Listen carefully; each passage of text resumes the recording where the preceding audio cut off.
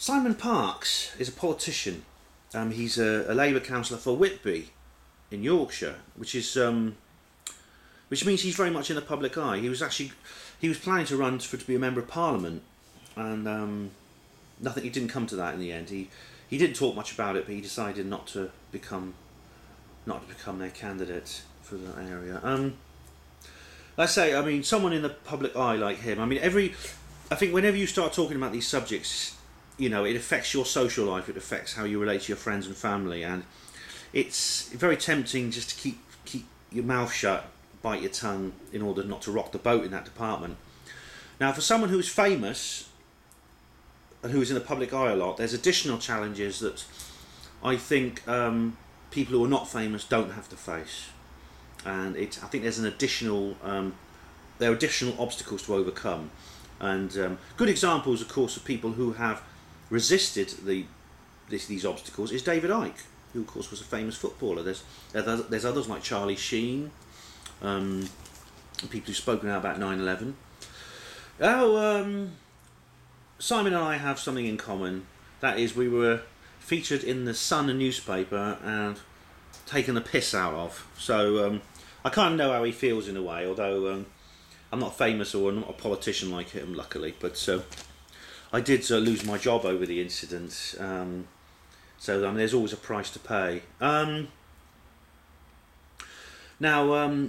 these experiences he had actually go back a very long way. In fact, they go back for as long as he can remember. He has memories of being a tiny baby in his cot and seeing the hands of these mantid creatures coming down like that to pick him up. And because as a little baby, all you can really see is a short distance in front of you. He remembers thinking, "Those aren't my mummy's hands. Those aren't my daddy's hands. These are not human hands." He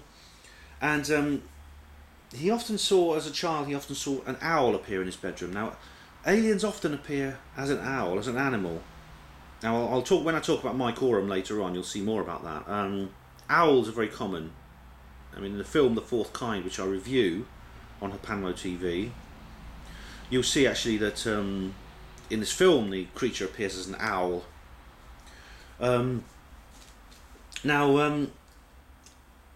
He did what I think is make a mistake, but it's the same mistake I made. He phoned Bufora, the British UFO Research Association. I've had dealings with Bufora before, and I must say I'm not impressed by them at all. I phoned in 2 UFO sightings. Right, the first one was the Chinese lanterns one, which I filmed. You remember seeing that video on HPANWO TV. Now, I didn't realise they were Chinese lanterns at first until I got a letter back from the lady at Bufora explaining, with 3 whole paragraphs, I think, they were explaining why they were not UFOs and they were actually just Chinese lanterns. I thought, oops, thank you very much. Felt a bit embarrassed. I made a mistake, been taken in. Then I thought I got that other sighting on the 28th of December 2008, which I've described before. If you go to I'll put a link in the description box if I remember, but it's basically my UFO sighting. Which is when I was in Oxford and I saw this spherical object in the sky. Now, I sent that into the Bufora and they wrote back and said, I was expecting a really, really long reply and a really detailed reply asking me for more information, wanting to meet me, talk to me. Dear Ben, thank you for submitting this incident report. Based on the information you've given me, I can't see any explanation for this. Yours sincerely, and then there's the name. And I thought to myself, I don't get it. This lady wrote a long email of reply to me for something that could be explained. But when I gave her something she couldn't explain, she writes back, "Dear Ben, thank you for your request. Based on the information you've given me, I can't explain this right now. Yours sincerely." This is just unbelievable. How can they call themselves a research organisation if all they're interested in is talking about the things that can be explained away? If you're a researcher, you deal with the things you can explain and say you say, look, that's explicable, forget it, right? And then you focus on the things you can't explain. That's research. Bufora are doing it the other way around.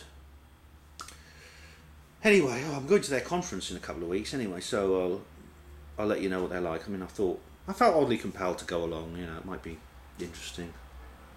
I might meet some people who maybe are a bit more sort of like open-minded and more eager. Anyway, back to Simon Parkes. Yeah, he went to Bufora, wasn't very encouraged by them, and then he went to MUFON, and the Mutual UFO Network, which is based in the United States, but has an international operates internationally. They were very helpful, and they immediately signed him up, and they were immediately took on his case, and they were immediately talking to him. They did the opposite of what Bufora did. Now, Simon has an interesting family. He has a history of his family being involved in the intelligence services. His grandfather was in the MI6 and had connections to the Illuminati. He was involved in the investigation into Wallace Simpson, who was this American divorcee who wanted to marry the king, King Edward, and the king advocated. Well, it wasn't quite that simple, you see, because according to Simon's family records, Wallace Simpson was spying for the Nazis just before World War II, and the king was basically told, you had to go, mate. Do you want to go or not? And he was ordered to go. Very, very interesting. During the Cold War, his family were involved with spying on Stalin and the Soviet Union, and apparently the Soviets have a bracelet that belonged to the Tsarina, the wife of Emperor Nicholas II, who was deposed in the Bolshevik Revolution, of course, and eventually executed. Interestingly enough, this bracelet contains gemstones that Simon's grandfather believed are alien. And it's not just his grandfather's side. I mean, his mother's side, his grandmother's side, his mother's side. They were also involved in intelligence services.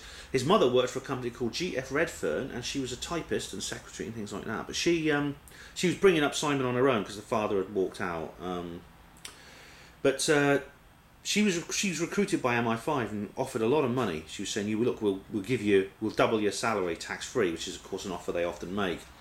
You just type these documents out. You never ask questions. You never tell anyone. If you tell anyone, you'd be found dead on a railway embankment. It was very James Bond actually, because she had to meet a man every week from London who used to pick something. He used to go to the station, and he used to sit on the station bench, and he used to sit beside her, and they used to have some inane coded conversation. And she would hand him the Financial Times with this document wrapped in it, which is very interesting. But Simon's also had encounters with shadow beings and reptilians, and he's seen images of human sacrifice. It's very, very unpleasant. Again, I'd look at his interview on AMMACH. It's all these people can be seen on AMMACH, and I recommend going to their YouTube channel. It's called Megawatts 1066 is the name of the channel. Megawatts 1066. Strange thing was, Simon actually appeared in a sort of comedy card, in a greetings card, which is like a comedy thing. Very, very strange. Interesting, and he has no recollection of being photographed. It's definitely him. And he wrote to the greetings card company, and they were a little bit cagey. And apparently his card was produced in America, and he went to the Americans and he said, "Look, what's going on?" And they wouldn't tell him anything. Anyway, in the end, it got a bit surreal, because they said they'd done a print run of 7 cards. Well, you don't do a print run of 7 cards, because it takes a couple of £100 to design a greetings card. There's no point doing just 7 of them, because you'd have to charge £100 for every card in order to break even. So I don't get that bit at all. I think it's something very, very dodgy going on here, that they would photograph him, put him on a greetings card, sell it in the local shop, and just print 7 of them. That's a bit daft. I don't know what's going on here. Anyway, Kathy Morgan. Now I want to speak some more to this lady, because I actually spoke to her afterwards, after her speech, and I got her email. I want to talk some more to her, because I've had experiences with some of the people, or some of the people related to the organisations that she talked about. But I'll talk about that. I'll go into that in the next segment of this video.